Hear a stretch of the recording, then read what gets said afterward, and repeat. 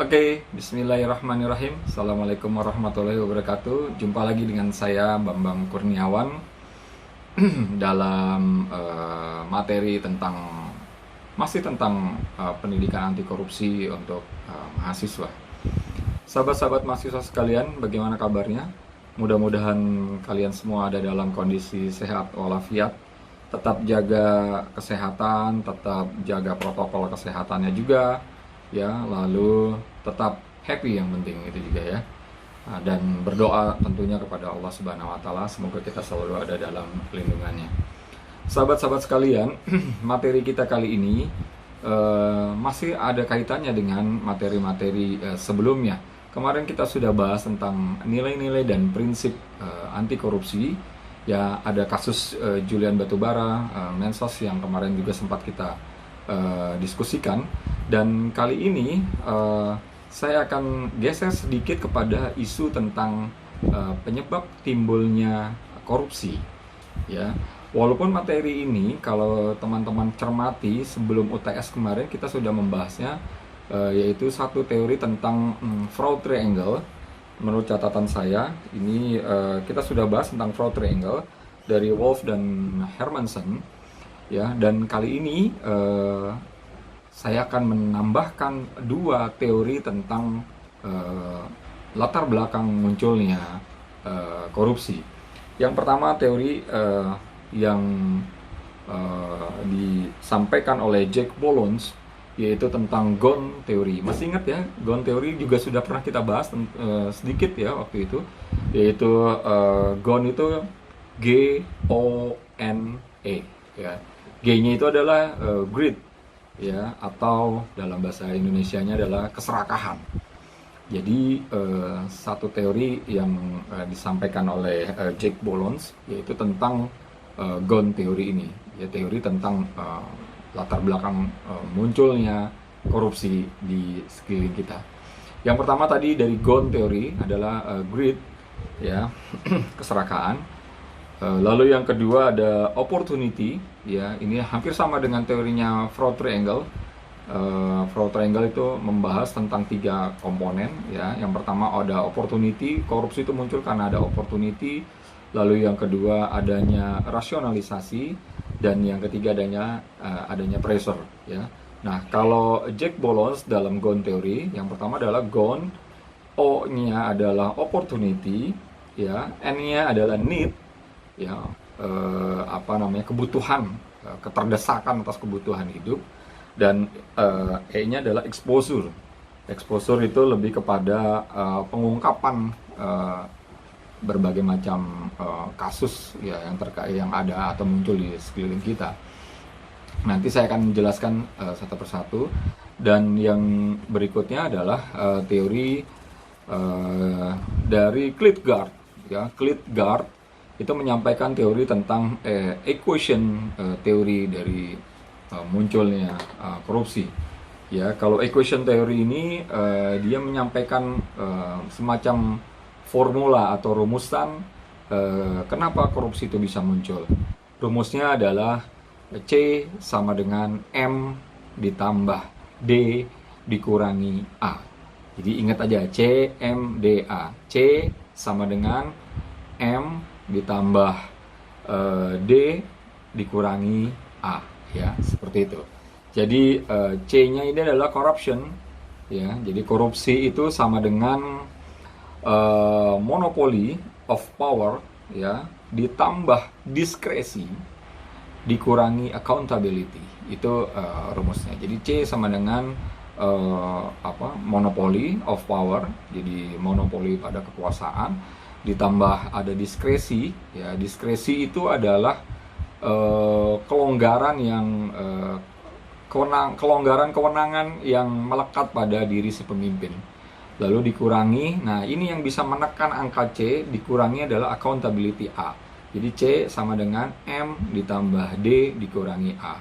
Jika C-nya mau kecil, atau jika C-nya ingin Anda kecilkan, atau korupsinya bisa kita tekan atau kita kecilkan, maka apa yang harus diperbesar? Jawabannya tentu adalah accountability-nya yang harus kita perbesar. Ya, M-nya harus kita turunkan, D-nya juga harus kita tekan. ya, seperti itu. Oke, kita bahas dari teorinya Jack Bolons, yaitu Gone Theory. Ya, jadi ini Gone Theory ini sekali lagi adalah satu teori yang membahas tentang latar belakang munculnya korupsi. Yang pertama ada greed, GREED. Greed itu adalah keserakahan. Jadi teori munculnya korupsi itu adanya dorongan, hasrat, atau apa namanya ya, keinginan yang berlebihan ya dari person untuk memiliki sesuatu yang di luar kemampuannya.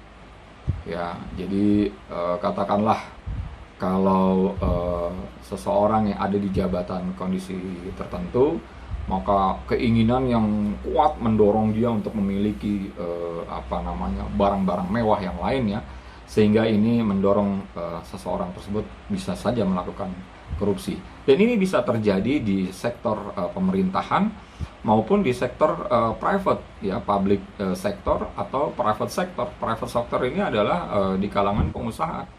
Kita lihat banyak kasus-kasus korupsi, ya, selain melibatkan pejabat-pejabat publik, apakah itu menteri atau kepala daerah, ya, juga pasti di sampingnya itu melibatkan pengusaha-pengusaha, ya, corporate juga ikut terlibat di dalam proses korupsi ini.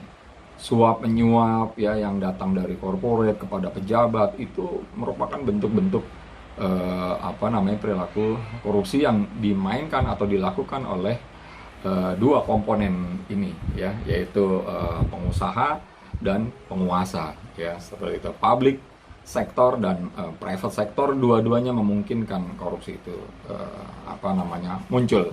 Nah, jadi yang pertama sekali lagi adalah keserakahan, hasrat yang besar yang muncul dari diri seseorang tanpa ada kendali, nafsunya tidak dikendalikan, sehingga ini memunculkan tindak pidana korupsi.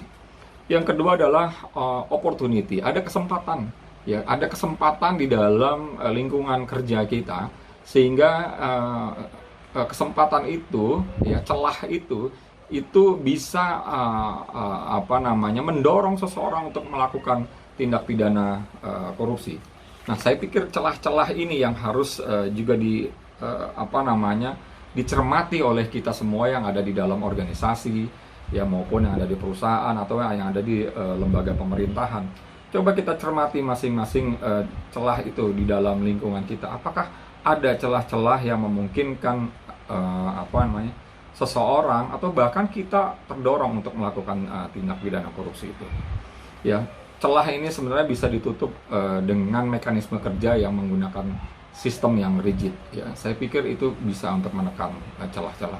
Artinya sistemisasi kerja atau mekanisme kerja yang yang dievaluasi dari waktu ke waktu, ya, ini akan menutupi celah-celah munculnya kesempatan untuk melakukan korupsi, ya, opportunity tadi, karena ada kesempatan.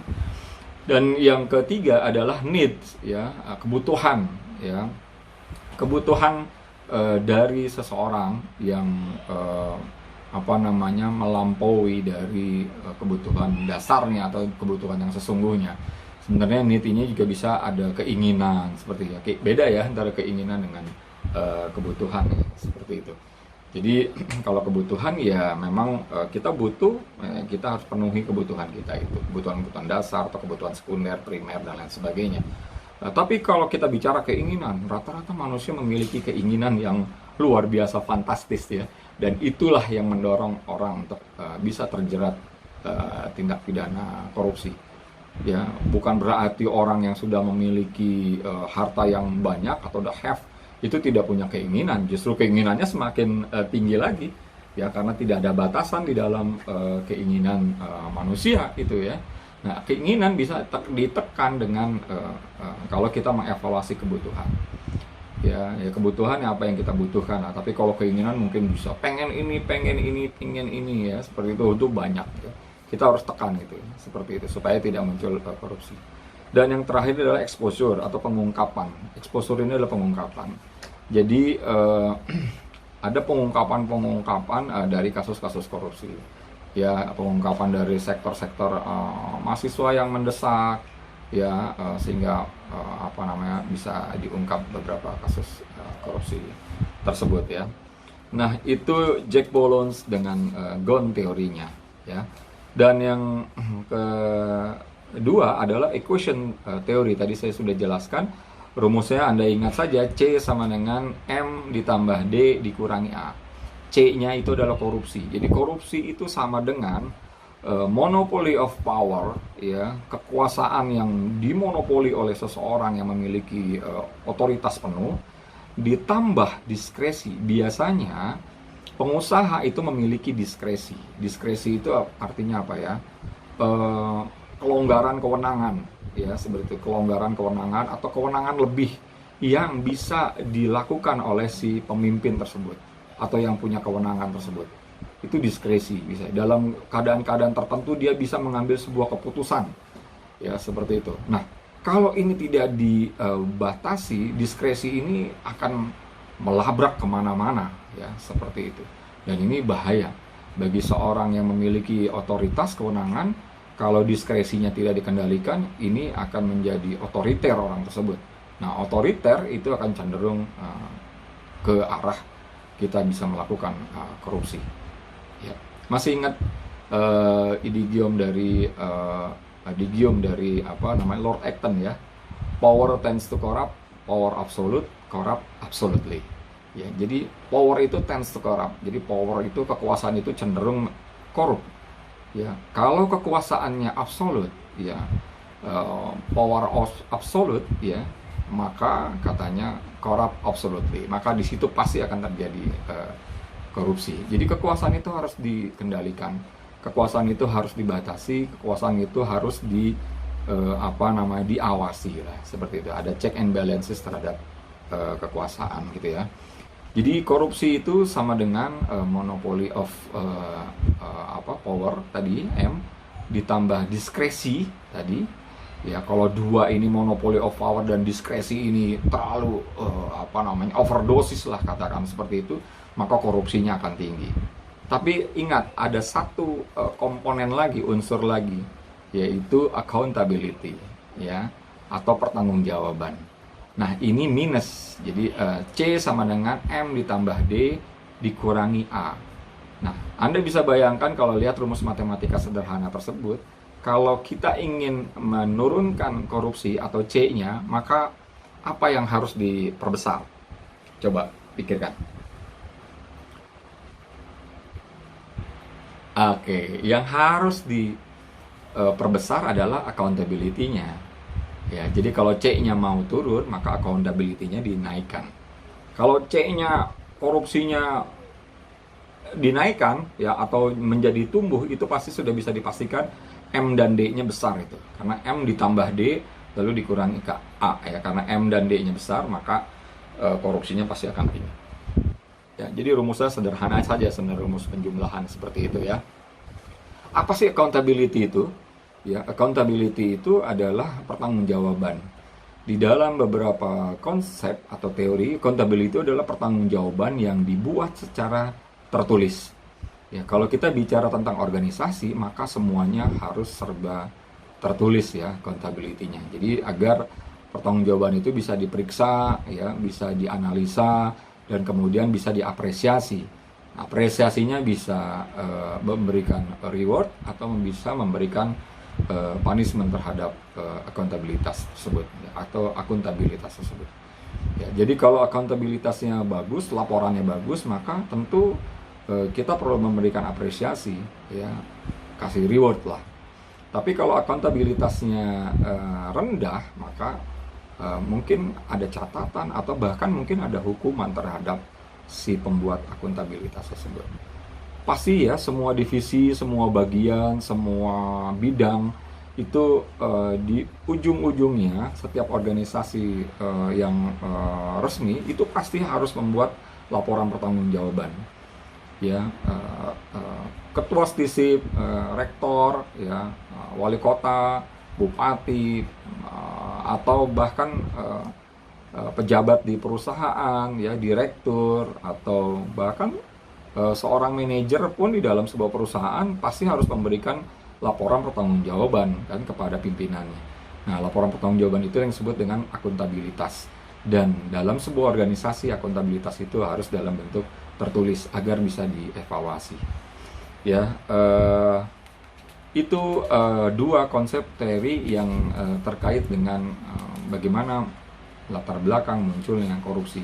Jadi yang ketiga itu adalah yang tadi di awal sudah kita bahas, ya, yaitu fraud triangle. Jadi fraud triangle itu ada tiga konsepnya dari Wolff and Hermansen. Ya, jadi yang tiga itu, yang pertama, latar belakang munculnya korupsi itu bisa karena ada pressure, ada tekanan dari pimpinan. Ya, ada tekanan bisa juga dari eksternal seorang tersebut, yaitu tekanan dari keluarga, ya, tekanan dari anak, tekanan dari istri, tekanan dari saudara-saudaranya. Harus kamu udah punya jabatan, harus punya ini dong, harus punya ini dong. Wah, istrinya juga pengen ini, pengen itu, anaknya pengen ini, pengen itu. Akhirnya atau suaminya juga pengen ini, pengen itu. Akhirnya mendorong dia untuk melakukan tindak pidana korupsi. Ya. Seperti itu. Itu pressure, ada tekanan ya terhadap si pelaku korupsi. Lalu yang kedua, fraud triangle mengatakan adanya opportunity, ya, kesempatan yang hampir mirip dengan Ghosn teori dari Jack Bolons tadi, ya. Ada opportunity, kesempatan. Dan yang ketiga adalah dari fraud triangle ini adalah yang kita sebut dengan rasionalisasi. Rasionalisasi itu pembenaran. Jadi kadang orang melakukan korupsi itu tidak sadar bahwa dia sudah melakukan korupsi, ya. Sering kali di antara kita seperti itu, ya. Atau dalam lingkungan kerja kita sehari-hari, ini korupsi loh. Enggak. Biasa-biasanya juga enggak ada apa-apa. Ini udah jadi budaya di sini, udah seperti ini, gitu, seperti itu. Padahal sesungguhnya itu adalah ada unsur korupsinya di situ, ya. Dan jika ini dibiarkan atau jika ini dibenarkan tindakan-tindakan seperti ini, maka itulah yang disebut dengan rasionalisasi. Jadi rasionalisasi itu adalah pembenaran terhadap tindakan yang salah. Itu fraud triangle, ya. Jadi sekarang kita sudah mengenal tiga konsep atau tiga teori yang melatar belakangi orang melakukan korupsi, ya. Yang pertama, sekali lagi saya ulang, dari teorinya Ghosn teori, G-O-N-E teori dari Jack Bolons, greed, opportunity, need, dan exposure. Lalu yang kedua, teori equation teori dari Klitgard, ya. Rumusnya sederhana, C sama dengan M, ya, monopoly of power, ditambah diskresi, ya, ditambah D, dan dikurangi A, akuntabilitas, ya, atau pertanggungjawaban. Jadi pertanggungjawaban itu sekali lagi bisa menekan angka korupsi. Dan teori yang ketiga, fraud triangle, yang sudah kita bahas pada sebelum UTS yang lalu, yaitu namanya fraud triangle, berarti ada segitiga gitu, ya. Sisi yang satu, sudut yang satu itu bicara tentang pressure, sudut yang satu lagi bicara tentang opportunity, adanya kesempatan, dan sudut yang satu lagi bicara tentang rasionalisasi atau pembenaran. Nah, mahasiswa sekalian, saya pikir itu sudah cukup melatar belakangi pengetahuan Anda sekalian kenapa korupsi itu muncul. Dan saya pikir dari tiga teori tersebut kita bisa sama-sama selami, kita bisa sama-sama renungi, ya. Dan ke depan tentunya saya sangat berharap ini bisa dipraktekkan oleh rekan-rekan mahasiswa sekalian di dalam lingkungan, ya, baik lingkungan organisasi kampus, lingkungan kerja, lingkungan di rumah, atau lingkungan di organisasi dimanapun Anda berada. Ingat, ada Ghosn teori, lalu ada ekuitas teori, lalu ada juga fraud triangle, ya. Mahasiswa punya kewajiban, ya, untuk mengaplikasikan ilmunya, karena ilmu itu akan terasa manfaatnya ketika dia sudah diimplementasikan atau diaplikasikan. Nah, seperti pertemuan di awal, ini harus Anda praktekkan, harus Anda sosialisasikan kepada lingkungan Anda yang seperti saya sebutkan tadi, dan mudah-mudahan praktek yang sudah disebarkan nanti oleh Anda itu bernilai ibadah di hadapan Tuhan. Ya. Terima kasih. Itu saja yang bisa saya sampaikan. Mudah-mudahan bermanfaat, dan jangan lupa selanjutnya kita bisa diskusi di ruang chat kita. Ya. Selamat belajar dan selamat berdiskusi. Terima kasih. Assalamualaikum warahmatullahi wabarakatuh.